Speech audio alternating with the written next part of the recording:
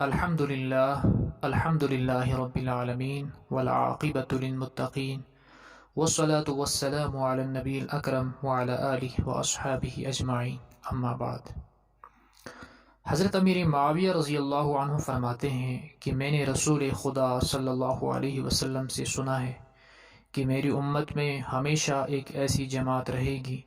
جو خدا کے حکم پر قائم ہوگی، موت آنے تک وہ اسی حال پر رہیں گے، ان کی مخالفت اور عدم معاونت انہیں کچھ نقصان نہیں پہنچائے گی،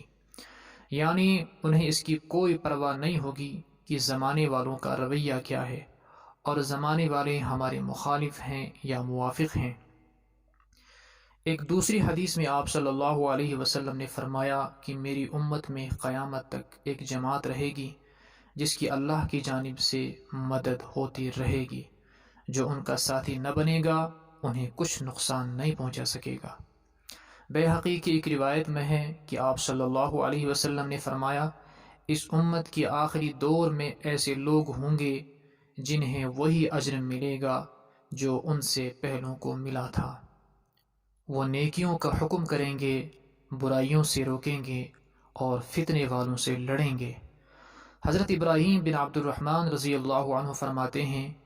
کہ رحمت عالم صلی اللہ علیہ وسلم نے فرمایا کہ ہر آنے والے دور میں اس علم کے جاننے والے ہوں گے جو غلو کرنے والوں کی تحریفوں سے اور باطل والوں کی دروغ بیانیوں سے اور جاہلوں کی تعویلوں سے اس کو پاک کرتے رہیں گے۔ حضرت ابو ہریرہ رضی اللہ عنہ فرماتے ہیں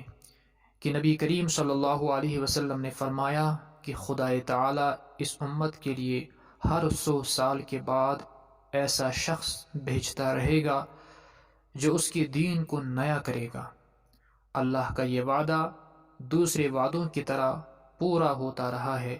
اور ہمیشہ ہوتا رہے گا۔ اگر حق گو اور ثابت قدم جماعت قرون اولیٰ سے آج تک باقی نہ رہتی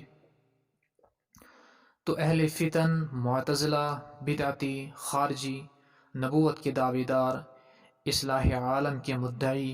حدیث کے منکر، قرآن کی نئی تفسیریں گھڑنے والے دین کو بدل کر رکھ دیتے۔ حضرات صوفیہ،